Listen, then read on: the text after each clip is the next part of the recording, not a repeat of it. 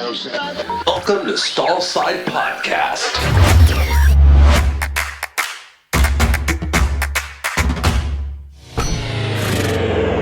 Are we rolling? How's it going, Bart? Here we are. Here we are. It's good. It's good to be back in town. The winter's setting in. It's cold. I hate winter. Well, I mean, if you don't have winter, you can't have spring. That's true. That's It's true. like Let's get on with it. Let's get into it every over. life, a little rain must fall. That's right. It's always I suppose. darkest. It's always darkest in the middle of the night. Yeah, that's true. It could always also be darkest before it goes pitch black. There's always that as well.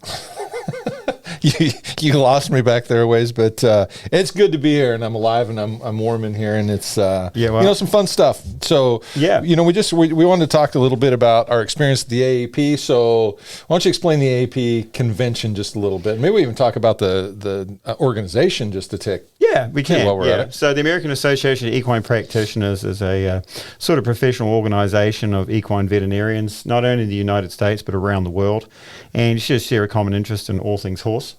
And so every year you have a conference and you get together and people present, new ideas, techniques, some scientific work.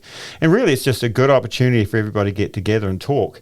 And that's really been missing the last few years with COVID, has actually taken that out. And for me, you see some great stuff at the meeting, but it's a networking with people that do similar things to what you do. And you just sort of say, hey, how did you solve this problem? Or, what's new for you? Are you seeing this as well?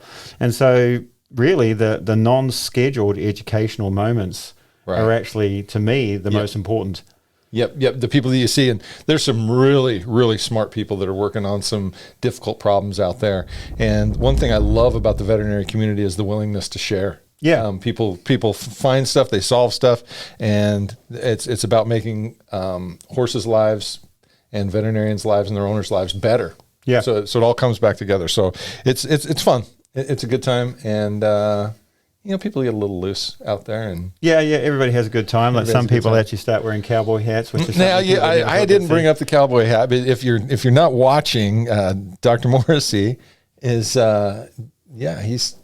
he's channeling his cowboy today. Well, and what you can't see is the other side of the table where he's wearing nothing but his chaps. And, we need to talk that through just a little bit. But stay sitting. Stay sitting. Nobody wants to see that, but nobody wants to see that at all. But you've got to immerse yourself. You've got to embrace it. So you're going to Nashville. I've never been to Nashville before. And it says, okay, well, I'm going to go full metal Nashville. Number of people walked past me and didn't recognize me. Bill Rood. Including me. Yeah, including you on the stairs. You didn't recognize me. Bill Rood didn't recognize me. He walked straight past me. He said hi to the former intern I was talking to. Just looked straight at me and straight through me. Because of the hat. You became invisible with the hat. Yeah, it was like being back in Lexington again. Just looked straight through me, kept going. My mother didn't recognize me. I sent her a picture because I had a picture taken of me with Travis, Travis Toll. Sure. And I said, hey, here's me with my friend, Travis, in the bar, sort of thing like this. And they had the shirt on, which I couldn't really put on video today because it would have melted the camera. Oh, yeah. And the hat. And my mother says back to me, she says, which one are you? Really? Yeah. Wow. I'm not kidding you. Yeah. She says, the photo was a bit dark. Which one are you? So, I mean, even my own mother didn't recognize me. That's awesome. Periodically, she's just owned me, but not recognizing me. That's what really hurt. Well, they could be the same thing. Yeah, they probably end up being the same thing. But you're getting back to the AAEP. Yeah, so we wanted to go through some of the things that we learned out there this year. And, probably bring that back and summarize this just a little bit for people if we could. Yeah, so this would be a good time to actually show some slides of some of the papers I saw. So there was a lot of business stuff talked about at the meeting. It was good. Yeah, and one of the big crises I don't think people realize that's occurring in equine medicine is getting people into the industry and retaining them. And there's a number of reasons for that. And this was a really good talk that I went to about that. And I just sort of show you a few graphs here, which are actually really sobering. So if we look at the top there, from 2001 down to 2020, it's really plummeted the number of new veterinarians entering equine practice. I mean, new graduates. It's like 5 to 1 now, right? Yeah, basically, yeah. I mean, it peaked at about 6% in 2003, and it's been on a steady decline now, and it's less than 2%. So that makes it a little bit hard because when you look at the profession demographically at the moment, there's a lot of people that are coming to the end of their career and they're looking to actually move out of practice or transition out of practice and actually hand the business and their knowledge on to other people, and the people just aren't there. And part of that is, I think, the profession hasn't done a very good job of sort of saying, hey, this is a great career, you get to do crazy things and meet crazy people, as you can attest to. You're sitting alongside one. But when you actually look at the debt to income ratio, this is the graph down here on the bottom left, it's actually pretty sobering, because that has just been on a steady increase. And this is actually much higher than the average of AVMA graduates when you compare to small animal graduates. The debt to income is much lower for them. And so that's problematic. If you're owing like 3 times what your income is, it's hard to get ahead of that debt. And I think that's something that we all need to be very cognizant of and do things about. And one of the things that came through with veterinarians, and one of the problems they have with their employment is how much on-call emergency duty they do. And when you look at the graph here on the bottom right, you can sort of see that almost a third of veterinarians are doing somewhere between a quarter and 50% on-call. And that's actually a lot. So not only do you work a full day, you're actually working 1 and 2 or 1 and 4 nights as well, and then it probably extends to weekends. And a quarter of veterinarians are actually doing 100% on-call. If they're a solo practitioner and they don't have any means of sharing that load, that's 100% on call. And I don't think everybody realizes how stressful that is. And we've gone into that a little bit with one of our other speakers about how stressful this is.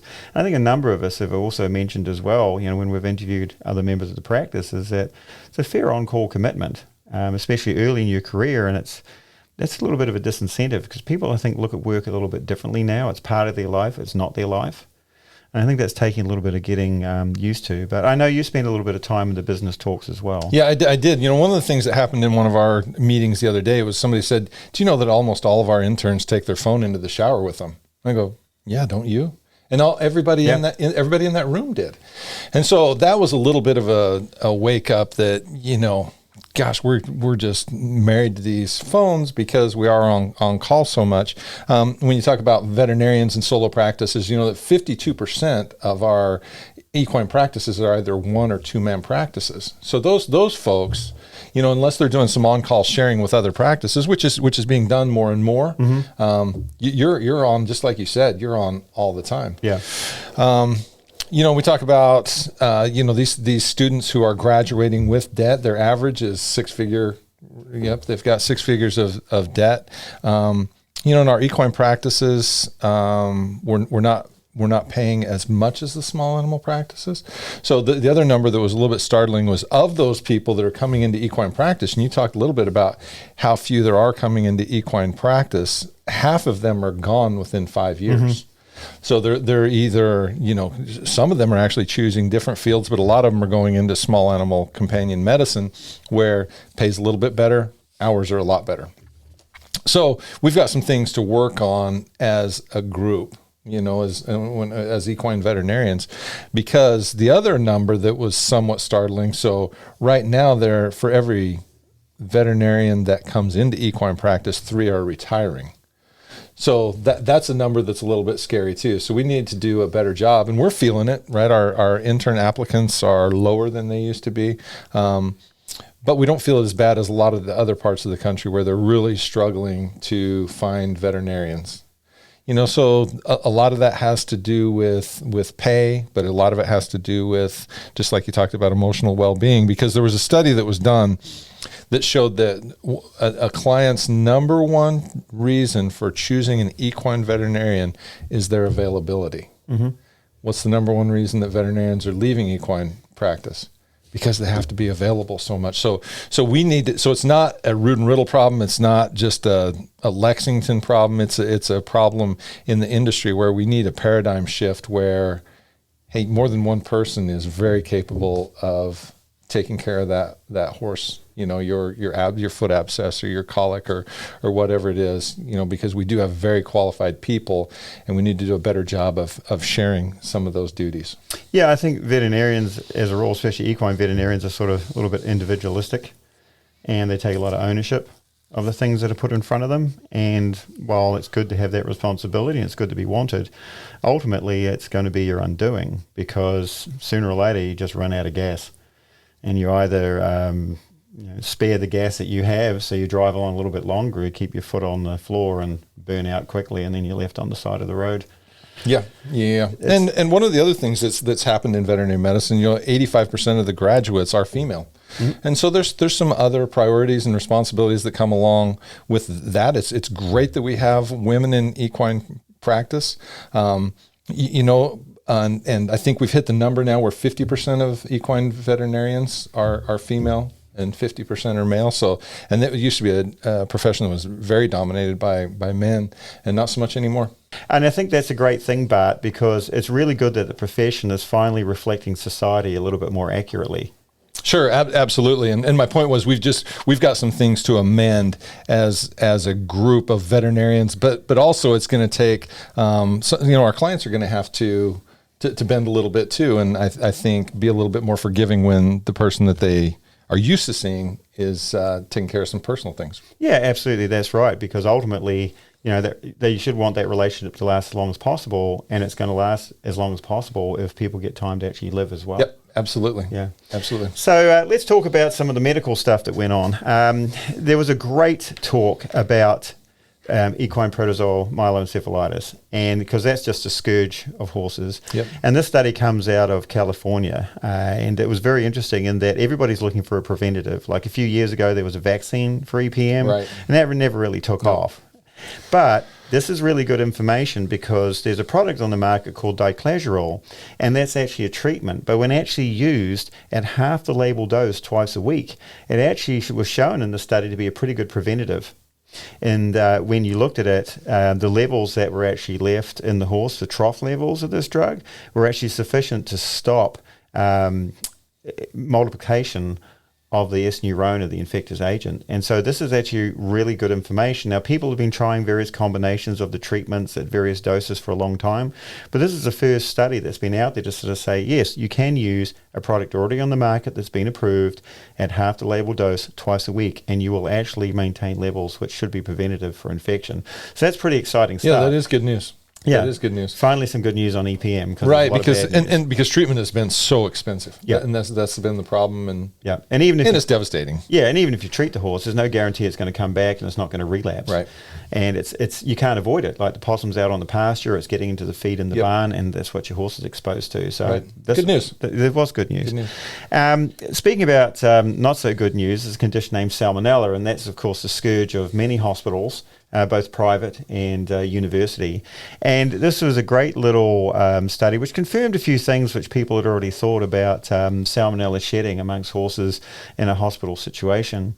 And the upshot of that really was that the horses that are most likely to shed Salmonella, they ran high fevers, they had increased lactate. That's something we measure in the blood, and when it's elevated, that's usually a marker of some metabolic problem, or perhaps the horse is a little bit dehydrated. Neutropenia, like a low white cell count, was also associated with it, and that was the horses that actually arrived into the hospital, so they had a fever, increased lactate, and low white cell count. They were much more likely to be shedding Salmonella.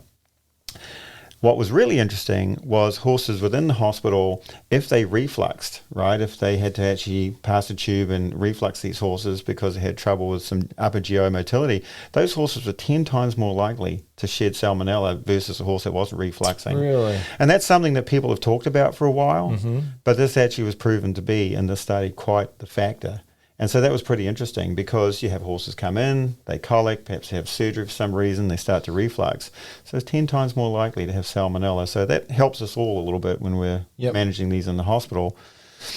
Yep. So why is it, because I think it's important for people to know, we could coexist with Salmonella, right? Yeah. Not every Salmonella that you see is necessarily a bad thing because it lives in your gut all the time. Right. Yeah, that's exactly right. Like it's not a normal gut inhabitant, but it's a common gut inhabitant, right? Like it's just everywhere. And so depending on the study, anywhere between like 0.5% and 8% of horses are shedding Salmonella at any time, depending on the stress level they're in and the environment they're in. And those are pretty big numbers. And it's kept in check by an otherwise normal flora, right? I mean, all it takes for, badness to happen is good men to do nothing, right? And so if you've got a normal flora in your colon, it keeps the bad guys at bay, right? If you disturb that through withholding feed, transport, some other infectious agent, antibacterial usage, it's possible to disturb the normal flora and allow the Salmonella to multiply and cause a problem. They didn't come from nowhere. Right. They were there the whole time. It's just that by fair means or foul, they were given the opportunity to actually multiply, and then you get a clinical case. So it's disappointing when that happens. Yes. But It's just a factor of dealing with horses. It's just in their colon. And speaking about interesting things, CBD. We're not talking Central Business District, but this is pretty interesting as well. Charlie Daniels Band. No, that's CDB. Yes, CDB. Yes, but the herbals, so to speak, popular in some states. More so I get a lot of questions about them. Yeah, and it's rather interesting that we should, because the interesting thing is that regardless of your sort of view of the recreational use of these compounds, they actually have some therapeutic uses, because there's actually receptors in the body for these compounds. And there was one study done here where they're actually looking at a couple of different doses of these products in horses to see if they actually got levels within the synovial fluid. And it looks like they actually did. And they were detectable, for some time. Now, this didn't really establish like a therapeutic dose. Like, say you had a horse that had a degenerative disease, had some inflammation, had some pain. But it just sort of says that if we feed this, we can actually get detectable levels in the synovium, and it seemed to be safe. Therefore, perhaps we can actually use these things therapeutically, because it seems to be that there are receptors for these, and maybe they can be used in a therapeutic fashion. So that's good, because I think there's going to be a place for it, right? We just need to figure out what it is, what it's best for, or what it's best in combination with to help us in some of our treatment regimes, right? It's not a be all end all by any means. No, absolutely not. And we struggle a bit in some of these horses. I know we've had other guests on the show that have talked about like laminitis and various other sorts of pain. And sometimes non-steroidals aren't enough. Sometimes opiates aren't enough. Sometimes things like ketamine aren't enough.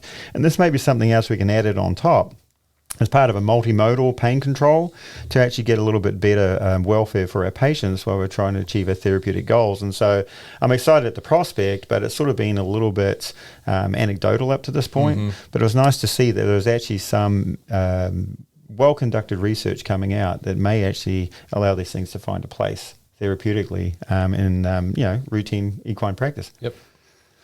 Okay. So moving on a little bit, talk about performance horses. There was a large session on performance horses, and deciding which heart murmurs were actually relevant.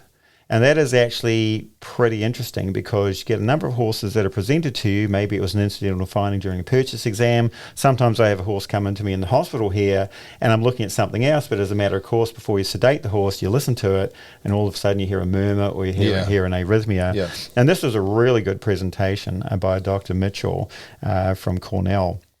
And she actually went into a number of the things which we all should be concerned about, talked about how to detect these murmurs, how to characterize where they were in the cardiac cycle, and which ones were sort of important, which ones weren't. And she had a really good summary, really. And she says for most cases, the common murmurs are actually well tolerated. And that's usually like a valvular regurgitation, right? You have tricuspid regurgitation, bicuspid, something like that. It's usually well tolerated. And even though the horse has a cardiac issue, it's probably going to have decent normal exercise tolerance. It's probably going to perform okay, and probably have a decent life expectancy too, potentially normal, and it potentially would pass for some other reason. But you've got to keep looking at these horses as a whole and just sort of say, are there any of these issues in these horses that we need to be worried about? Is there a performance issue? Does a horse have periods of collapse? And so just because the murmur seems to be fairly routine, while the great majority be well tolerated, you don't want to take your eye off the ball. But there's one category of murmurs, and that's sort of called diastolic. And you have systolic and diastolic. And systole is when the heart contracts and the blood pumps around the body. And diastole is when the heart's filling again, when the blood comes back before it initiates another cycle. So murmurs that occur during diastole are a little bit more important, because the one is called aortic regurgitation. And sometimes these horses with aortic regurgitation, they actually have some pulse deficits as well. But they can actually do some bad things. And so it really comes down to categorizing when in the cardiac cycle the murmur occurs, potentially which structures are actually involved, and then making a decision there. But it was a really good presentation. And so for anybody out there that's listening of a veterinary persuasion that accesses this in the AAEP proceedings, I think they will actually get great value from that presentation. So moving on from medical things, we can talk about a few things reproductive. I know you've seen more than one mare in your time. I've dabbled. You've dabbled? You've dabbled very successfully. So there's a lot of things that get put in a mare's uterus, and one thing is acetylcysteine. Yeah. And this was a really good study that was actually done by our friends and colleagues around the corner at the Haggard Equine Medical Institute. And the study here actually looked at the diagnosis of bacterial endometritis in barren mares. And this was actually really good because sometimes you just can't culture something, even though you know there has to be an infection there. And so a lot of things have been done with acetylcysteine up to this point, but this is a nice little study because they actually looked at mares before and after and actually quantified some results. And so their discussion was actually pretty good. And so they really came to the conclusion that putting the acetylcysteine in there actually really helped culture and cytology confirm that there was actually an infection there. And when you get bacterial cultures in the uterus, sometimes they form what's called biofilm. Yep. And I mean, that's a word that's been bandied around a lot in the veterinary profession. But basically with the biofilm, the bacteria, they form a structured colony, form a slime layer over the top. And this is, you know, an exercise in actually coexisting and looking after each other and working together, which we could all take a bit of information from. I mean, bacteria have got it right. Why can't we? So they sit there and they put the slime layer over the top and they become very protected from not only detection, but also they're protected from treatment. And also bacteria can go into a state where they're actually sort of a little bit dormant. And when they're not actively dividing, it's very difficult for a lot of the drugs we use to kill them to actually have an effect because the bacteria is not turning over and metabolically it's not so active and the drugs we use can't work. So putting the acetylcysteine in there was actually very beneficial because what it did was it actually disrupted that mucus slime layer that's over the top of the bacteria and made those organisms available to actually be detected and to actually be cultured. Another thing they did with the study, which was really brilliant, was they actually looked at the lavage fluid itself, and they looked at it objectively to see how opaque it was. And they put it through a densimeter, which is a little machine that a lot of practices have. They can actually measure semen concentration with. So you popped the reflux fluid from the mare's lavage in there, and it was actually proportional to the amount of bacteria you got. So that was actually really good because you could not necessarily, depending on where you're practicing, you could not have access to a lab that can quantify this for you. But if you have the fluid, you can actually pop it in a densimeter and it can give you a pretty good idea of what your bacterial load is in that uterus. So, I mean, I think that was really good information because this is the sort of stuff I really like. Stuff that can be done practically in the field by the tools that are out there and give you a relatively advanced diagnostic information. No, that is good because when we culture mares, you're popping that swab just through the cervix and you're twirling around. So you've got this vast area of uterus, but we're just putting a swab up just against a tiny bit of it. And so that sounds like a great way to get some better information. Yeah, and bacteria haven't got to where they are today by being easy to kill. Right. I mean, they just, as soon as you zig, they zag. And this is one way they've actually hidden from detection, but this is a great way to actually make them more detectable, but also that lavage fluid is a great way to give you an idea of what your bacterial load is in there. So points to our friends around the corner for that one. Great. Okay, if things go wrong with the mare, sometimes we've got to take the ovaries. And then you've got a technique called oocyte recovery, where you try to actually harvest some viable genetic material from the mare who has passed. There's a nice little study here when they actually did a retrospective on doing that. And this was actually really good information because they had 168 sets of ovaries and they got 1,524 oocytes. So that's actually pretty good. And of those, 41% matured, 40% of those cleaved, and 19% got to a blastocyst. And that was actually pretty good because you have this mare that's died, you've lost potential to breed her, but to get the ovaries, and with good technique, you could actually get there. Now, one thing that was very important here was the temperature that the ovaries arrived from the deceased mare at the center where the oocytes were going to be harvested. And so that was something that veterinarians have to be really careful with, and they actually want to keep the temperature fairly steady on these ovaries. And it didn't matter how long they took to get to the lab, and it didn't really matter what semen was chosen to breed the resulting oocytes. It was all down to what temperature those ovaries actually arrived at, which was pretty interesting. And so I think that puts the onus on veterinarians that harvest the ovaries to make sure that they're very particular in keeping them at the right temperature. So again, this was a nice little study. So what is the right temperature? Between 15 and 25 degrees Celsius. So if you can keep these ovaries at that temperature range during transport, that gives them the best chance of getting to where they need to be and getting the maximum chances. So 15 to 25. 15 to 25 degrees Celsius. So that's actually good, right? Yeah. I mean, so don't get them hot, don't freeze them, but you're just going to want to keep them at that temperature. Keep them steady. Did the age of the mare, did they mention that? They didn't go into that in this study, but I think intuitively you tend to find, where I've been involved in this, your best candidate for this is a young, healthy mare that falls over and breaks her leg. Yep. Nobody wants to see that happen. No. But she doesn't have any comorbidities or anything that would have suppressed her reproductive system. Because let's face it, reproduction is a bit of a luxury, right? It is. Everything else completely luxury, has to be right. But so if you have like the aged mare, I mean, they don't have much of an ovarian reserve. They're probably born with like about 100,000. And far and away, the majority of these never get to the point where they actually mature, where they can be ovulated. So there's a massive rate of attrition before birth. There's a massive rate of attrition during life. So it's possible that some of these old mares actually run out. So your best candidate is a young, fit, healthy mare. Your poorest candidate is going to be your chronically devitalized aged mare. Yeah. Her ovarian reserve is less anyway. Plus, if she's like Cushingoid, she is like laminitis or something, or some debilitating condition that's actually going to suppress the reproductive system, your chances with them aren't so good. I mean, you never say never. You always want to roll the dice, but they're not going to be your best candidate. But I was really impressed by the numbers. That is impressive. Those are good, because I think I would have thought they were lower than that. So it's good to know.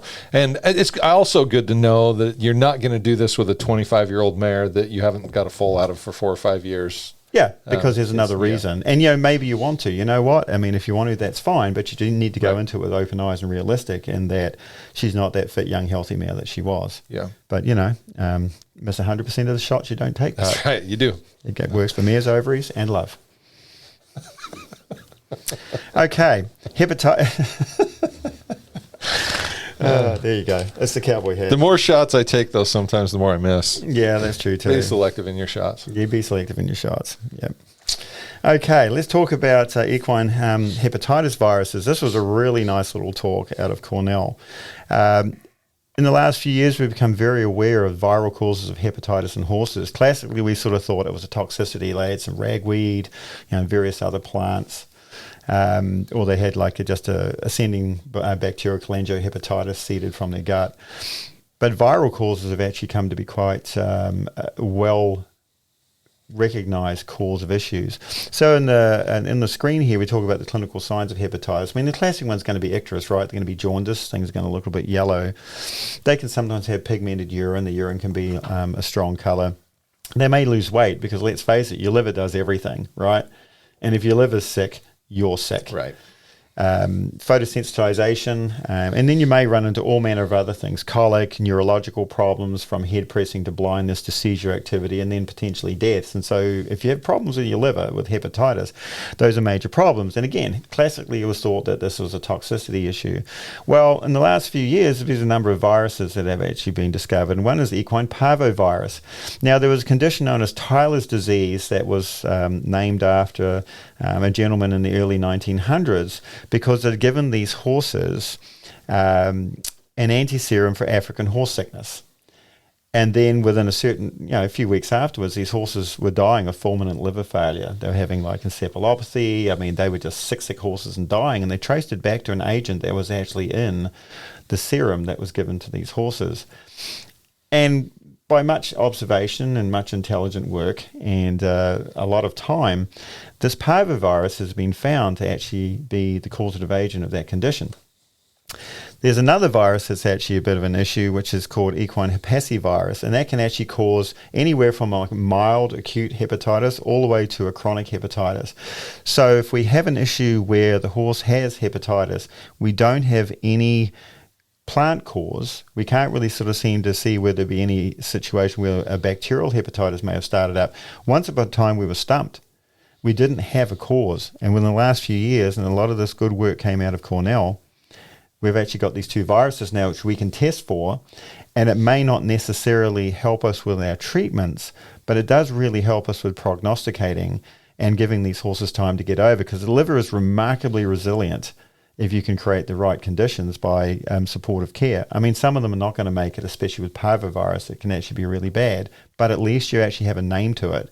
we can better understand it, and from that's actually going to come, hopefully, a specific treatment somewhere down the line. And the nice thing about that is because we always have, we assumed it was something they ate, right? Yep. And so even though it was just one horse in the herd, then you had people chasing their tails looking at the feed sources, yep. right? We were looking at hay, we were looking at grain, we were looking at all kinds of things, and wondering when the next one is going to hit. But if we can identify this, yep. that's great news. Yeah, it's good news. Not good news for the horse, but it's better news for us. Better news for us because we can understand. We can understand, yeah. Speaking about viral things, there was a nice talk out of California on coronavirus. Now, coronaviruses, of course, are very popular at the moment. And the equine coronavirus, that's been identified as a problem for a few years. And surprisingly, horses are potentially susceptible to the human coronavirus because they have a similar receptor, although there's never been any cases that have been documented. So just because they have the right receptor doesn't necessarily mean you have to have any concerns over your horse getting coronavirus. So that was just a good point to make. Yeah.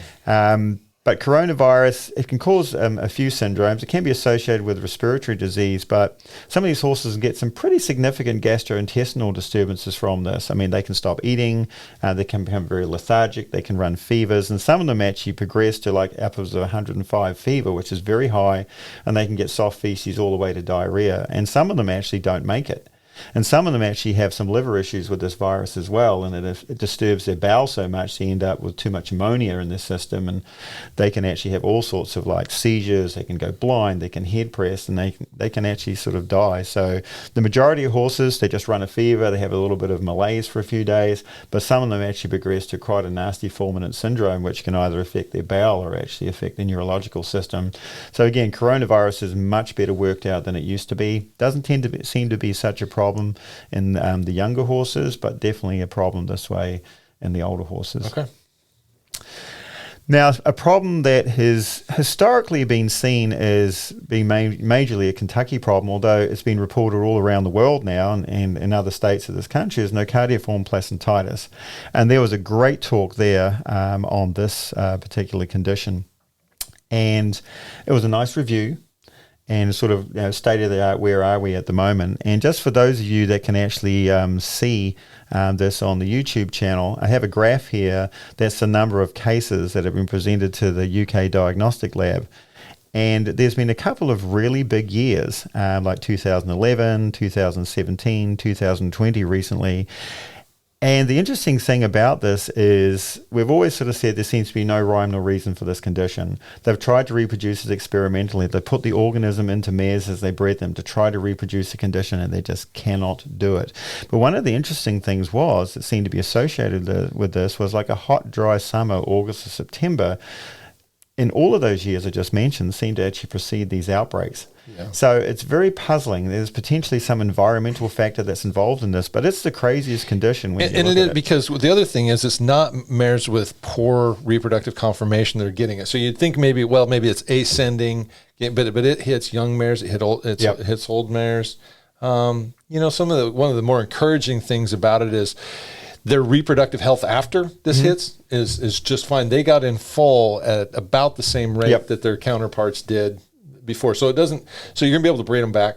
Yep. But you've either got a dead foal or you've got a compromised foal, small foal. Yeah. So and some really smart people are putting a lot of effort into this, and it's evasive. Yeah, it certainly is. And just for those of you that can actually see this on the YouTube channel, I've got some placentas here that was actually an images taken from this paper.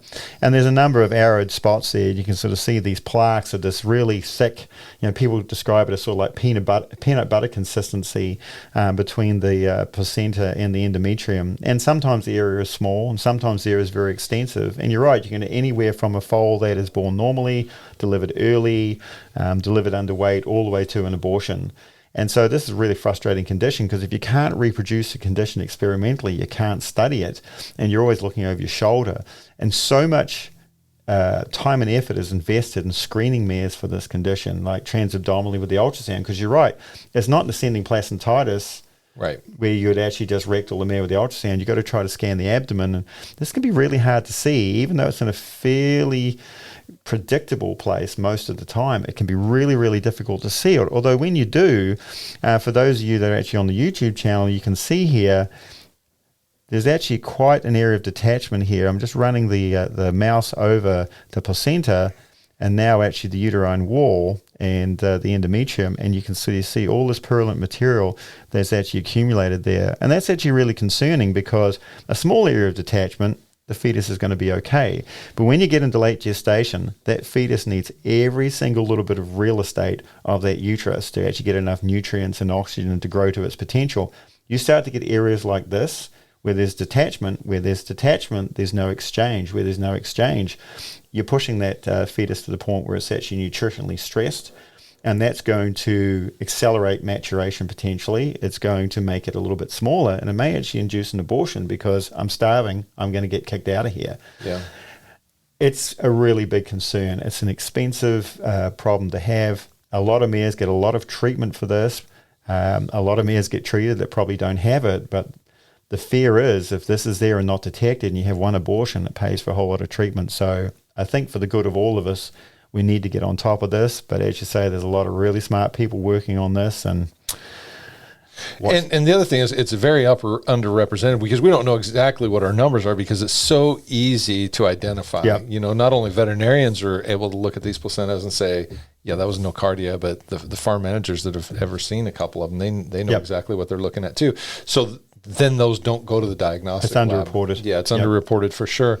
But the other good piece of news was that the foals are not sick. If they're born alive, they're okay. Now, they might be undersized, they might have some developmental problems, but they're not likely to develop diarrhea, septic joints, all those other things that we think of with a lot of our other abortions, because they're not born septic.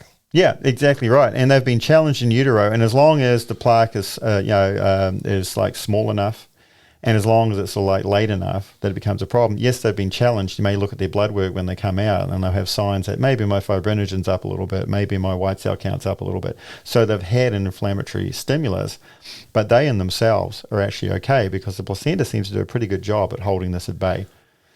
So that's something to be grateful for. So moving on, another body system, there was a whole session on basically equine asthma. And that's a condition that's had a number of names over many years. It's sort of all the way from sort of like COPD and HEAVES, inflammatory airway disease. And now the term that's been settled on is asthma. And you sort of have like mild, and then you have severe. And so there's a nice talk from one of the leading researchers in the field on that. And one way to actually diagnose this is actually what's called a bronchoalveolar lavage, where what you do is you actually pass a tube down into the airways of the horse, wedge it in there, flush some fluid in and out, then spin down that fluid and actually have a look at the cells that are there, and the population of cells that are there, and the makeup of the cells that are there can tell you a lot about what's going on. And this was actually pretty interesting, because he talked about a mild, moderate equine asthma, where it was just like a little bit of coughing and some poor performance in young athletic horses, probably what we used to call inflammatory airway disease. So it was very interesting. So upwards of 80 to 95% of thoroughbred and standardbred horses in Europe and the United States had some cytological evidence of this condition. I mean, that is huge, because this is performance limiting if it's bad enough. Yes, it is. Yep. And, there's more tracheal mucus in these situations as well. So it's very, very widespread condition, like the mild to moderate. And I think these horses are in a situation where they're getting challenged with dust and particulate irritants, potentially infectious agents from other horses. Ventilation in the stalls may not be so good. So you're always sort of wondering, it begs the question that if we can improve the air quality in these situations, would these horses perform better with less problems? But not only were we talking about mild and moderate equine asthma, he also talked about severe equine asthma, and that's what we used to know as HEAVES, where the horses are sitting there at rest, elevated respiratory rate, elevated respiratory effort, to the point where they actually get really distressed by this, flare their nostrils, start to lose weight. Again, these horses are very distressed, and these horses, they tended to have quite the reaction to molds in the hay, endotoxin, which is a breakdown product of certain bacteria, and various other sort of fungal products. And these horses had a severe reaction to that. And that actually seemed to be a genetic basis to that. And that is actually seen in particular bloodlines of warm blood horses. They tend to have more issues with this. And so they're saying this severe equine asthma looks like it may be very similar to human asthma in that respect, in that people react to those things as well. So there may be some commonality there, and there may be a little bit of knowledge that can be borrowed. So that was, quite an interesting good start on good start on that, to try to complex actually situation. to try to actually see if there's information we can borrow. Yeah. Also with performance horses is bleeders, right? Exercise-induced pulmonary hemorrhage. Now that's a major issue, and the title of this paper was An Occupational Hazard of High-Speed Exercise, and this came out of Washington State, and it was actually a very interesting presentation. And the study that was done looked at the volume of blood that actually gets injected into the horse's vascular system when the spleen contracts. Because horses are a little bit unique. I mean, they're such elite athletes because they can just increase their blood volume so quickly by such an amount, because there's so much red cell mass held within the spleen. So the study that was done here actually looked at horses where they compensated for that increased amount of blood going in by actually removing it from the horses and then putting it back. And it was interesting to see the changes in pressure in the heart especially, but also in the pulmonary vasculature. And these horses, when they actually exercise, it is incredible that they can increase their circulating blood volume by up to 50%. That's unreal. It is just unreal. Especially when you know how much blood volume there is there to start with. Yep, there's just a huge amount of blood they can put in there, and the pressures in their vasculature go through the roof, like 120 millimeters of mercury up to 160. We all start to fracture blood vessels at 80 to 100 millimeters of mercury. So it looks like every horse that is competing at a high level is at risk for pulmonary hemorrhage, because of the massive infusion of red cell mass from their spleen and the huge increase in pressures through the pulmonary vasculature and actually back into their heart as well. So that's why they called it an occupational hazard of high-speed exercise. And so that's interesting when you look at like human distance runners. A lot of them will actually have pulmonary hemorrhage as well, because I think they're just exercising away, their blood pressure's high for a sustained period of time, and they start to share their blood vessels in their lungs as well. So that's rather interesting, because we get very concerned about horses bleeding. A lot of effort is expended in trying to stop horses that bleed. There's a controversy over the use of Lasix, but you can actually see that potentially contracting that blood volume through the use of Lasix potentially does make sense. Now, was there any follow-up to see what the effect of Lasix was on those pressures? No, that would be a different different study, but it was very interesting the way the study was done and how when the blood volume was actually decreased to match what would go in by the spleen, how that altered the pressures and put these horses in a position where they're much less likely to have a problem. Yeah, some good people at Washington State have been working on this for quite a time, and have given us a lot of what we have now. Yeah, absolutely, given us a lot of what we have now. And again, they're almost comparing it to like a left-sided blood volume overload in the heart, like a diastolic failure, and that was sort of the analogy they were using and how the pressures would change. But these are normal, healthy horses, but they've just gone to a physiological state which allows this sort of thing to happen because they run so fast. And that was sort of my take on the AAEP anyway. So I just didn't go down there to wear a hat and go to a country bar. Yeah, you did go to the concert though. I did go to the country bar. It was Chris Jansen. Yes. I didn't know who Chris Jansen was when I got there. Although when he started singing, I recognized a lot of his music. He was great. He was a lot of fun, wasn't he? Yeah, he was a great showman. It really was good. I had to actually come back to Lexington and listen to other kinds of music to cleanse myself. Now, you're wearing the hat, though. You got to keep wearing some. But you got to listen to Garth Brooks or anything. But Bart, you've got to immerse yourself in the culture, man. I mean, you guys are all sitting around there with your polo shirts on and that sort of stuff. And I mean, look at me. I got the hat on. I got the loud shirt on. Yeah, you did. I had the cowboy boots. I had the whole 9 yards. To the point where my mother did not recognize me. You know what a sacrifice that was, Bart? Was it? It was. Yeah, I tell you, I was wounded, man. There was one good study on acetaminophen, and there was a safety study because we tend to use butanamine. There's a couple others, but those are all selective COX-2 inhibitors, and so acetaminophen's a little broader. And they did a pretty good study, and it looks like there's some good information that maybe acetaminophen will be safe. But is there more of an advantage to using it over any of the stuff we have now? That wasn't really answered real well, but I think it's a good start. Yeah, it is a good start. Other stuff. And we have to look at those things too. And on a similar sort of vein, I went to an excellent presentation that they compared flunixin to ferrocoxib.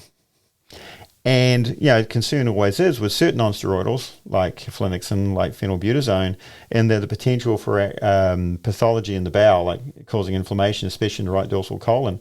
Well, they actually did this lovely study where they actually gave these horses ferrocoxib over a period of time and flunixin over a period of time, and they actually looked at the bowel thickness, and the gut actually got thicker on ferrocoxib than it did with flunixin, which was actually very interesting to me because we look on using a selective COX-2 inhibitor as being less likely to cause a problem with the GI, gastric ulceration, etc.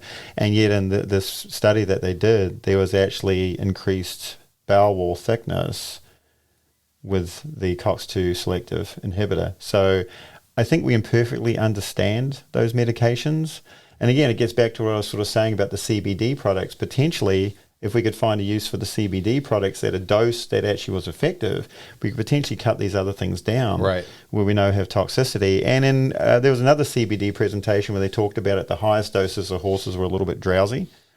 But somewhere you get the dose right, and it's just part of a multimodal pain control where we can use some products we know are effective for certain things, put in other products which we allow to spare those doses and still get some nice analgesia and end up with a better result. Yeah. So it's just nice to see people thinking about these things. Right. And then with the CBD, I know it's being used a lot in small animal companion animals, especially dogs, for to have a calming effect. Yeah. And, I know there's been mixed reports. Some people say it's working great for them and others not so good, but we're learning. We're learning. Yeah. Again, I think these things have a use, and all these receptors are in your system. And so if they can be used therapeutically beneficially, it behoves us to actually go down that road. Okay, we'll keep the cowboy hat for next year. We're back in San Antonio. You can wear it there. Yeah, well, maybe. But I might start to get recognized as that guy that talks funny wearing the cowboy hat. Well, you can wear the chaps anywhere you want. Okay, Bart. Well, we can have that discussion later. I'm a little bit concerned where it's going. The audience is not old enough to see this. So that was our AAEP wrap-up. We both had a great time in Nashville. Y'all come back now. You hear? We'll see you next time.